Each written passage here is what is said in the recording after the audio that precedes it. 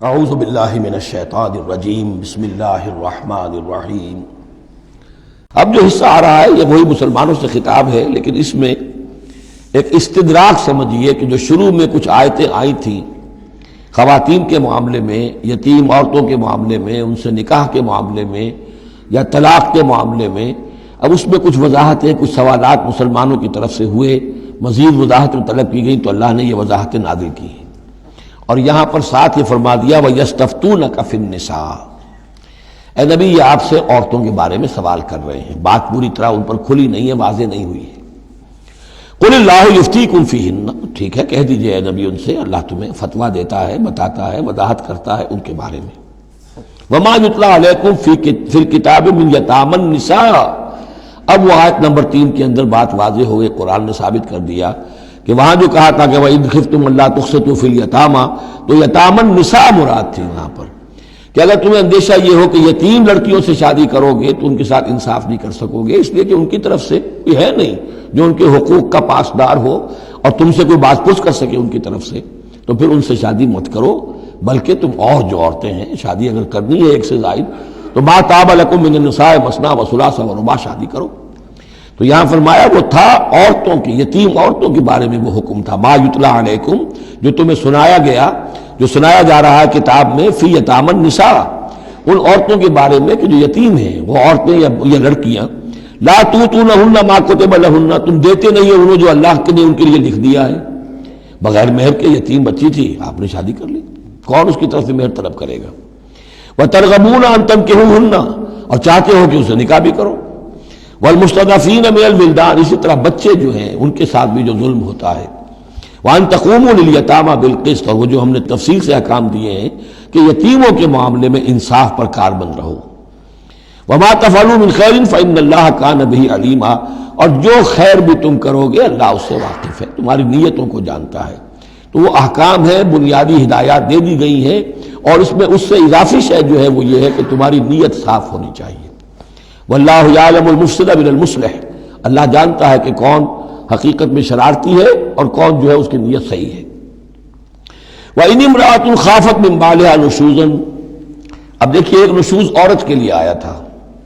کہ اگر واللاتی تخافون نشوزہن، وہ عورتیں، وہ بیویاں کہ جو سرکشی کر رہی ہیں، حکم نہیں مان رہی ہیں، تابعداری نہیں کر رہی ہیں، زدم زدہ پر اڑی ہوئی ہیں، ان کے بارے میں تو آ چکا تھا شروع میں۔ اب یہاں عورتوں پر بھی تو ہو سکتا ہے کہ مرد ظلم کر رہا ہے، مرد جو ہے وہ ان کا حقوق ادا نہیں کر رہا ہے، شوہر جو ہے وہ اپنی قوامیت جو ہے اس کو غلط طریقے پہ استعمال کر رہا ہے، روب ڈالتا ہے، دھونس دیتا ہے،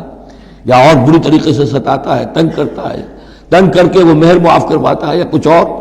اگر ذرا اس کے والدین اچھے کھاتے پیتے ہیں تو لاؤ اپنے والدین کے گھر سے، یہ ساری گندگیاں جو ہمارے معاشرے میں ہوتی ہیں اور عورتیں بیچاری اس میں پستی ہیں، وہ جو چکی کے دو پارٹوں کے مابین۔ وَإِنِ امْرَأَةٌ خَافَتْ مِنْ بَعْلِهَا نُشُوزًا، اور اگر کسی عورت کو اپنے شوہر سے اندیشہ ہو جائے کہ وہ زیادتی کرے گا، وہ زیادتی کر رہا ہے اور وہ اس کے حقوق ادا نہیں کر رہا، او اعراضاً، یا اب وہ اس کی طرف میلان ہی نہیں رکھتا، اب وہ گویا کہ بیوی ہے ہی نہیں، اس کی طرف کوئی میلان نہیں، کوئی نئی شادی رچائی ہے اور سارا جو ہے توجہ جو ہے وہ نئی نویلی دلہن کی طرف ہے، او اعراضاً، جی بھر گیا، توجہ ہٹ گئی، فلا جناح علیہما، تو ان دونوں پر کوئی الزام نہیں ہوگا،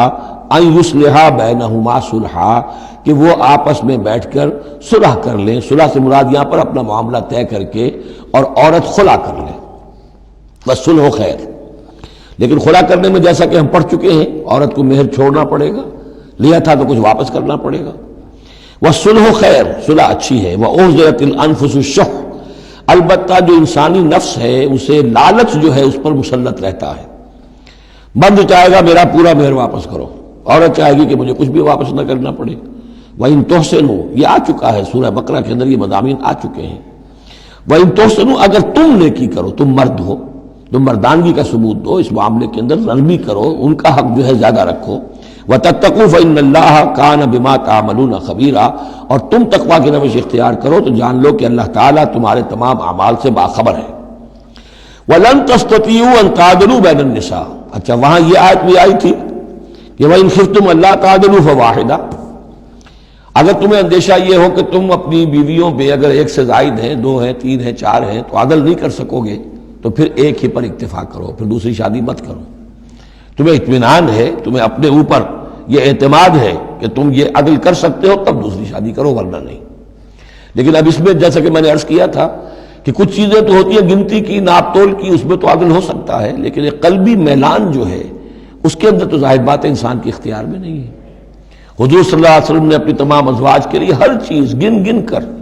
یعنی باریاں بھی مقرر تھیں آپ کی شب باشی کی، دن میں بھی اب آپ ایک چکر لگاتے تھے عصر اور مغرب کے درمیان، تو تھوڑی تھوڑی دیر ہر اپنی زوجہ محترمہ کے پاس ٹھہرتے تھے، کہیں تھوڑی دیر بھی زیادہ ہو جاتی تو کھلبلی مچ جاتی تھی، آج وہاں کیوں ٹھہر گئے، آج زینب کے پاس زیادہ وقت کیوں لگ گیا، آج فلاں کیا ہو گیا، وہاں شہد دیا گیا تھا وہ شہد پی رہے تھے تو اس وجہ سے دیر لگ گئی۔ تو حضور سے جب کہا گیا اشارے کنائے سے آپ نے قسم کھا لی اچھا میں آئندہ کبھی شہد نہیں پیوں گا، حضور نے اللہ تعالیٰ نے ٹوک دیا کہ حضور یہ کیوں آپ قسم کھا رہے ہیں، لما تحرم ما احل اللہ لک تبتغی مرضات ازواجک۔ تو یہ چیزیں جو ہوتی ہیں انسانی معاشرے میں، بہرحال بہت بہتر معاملہ تھا، بہت بہتر تھا حضور کی ازواج مطہرات کا آپس میں، لیکن یہ کہ بالکل ظاہر بات ہے کہ کچھ نہ کچھ تو شوق جو ہوتا ہے اس کے کوئی نہ کوئی اثرات تو ہوتے ہیں، یہ عورت کی فطرت ہے، وہ اس کے اندر اختیار میں نہیں ہے۔ تو یہ چیزیں جو ہے فرمایا کہ اگر تم ولن تستطیعوا ان تعدلوا بین النساء، تمہارے لیے ممکن ہی نہیں ہے کہ تم عورتوں کے مابین انصاف کر سکو۔ مراد کیا ہے؟ قلبی میلان، یہ حدیث کے اندر واضح ہو گیا۔ اور حضور فرمایا کرتے تھے کہ اللہ جو بھی چیزیں ہیں میں نے اس میں پورا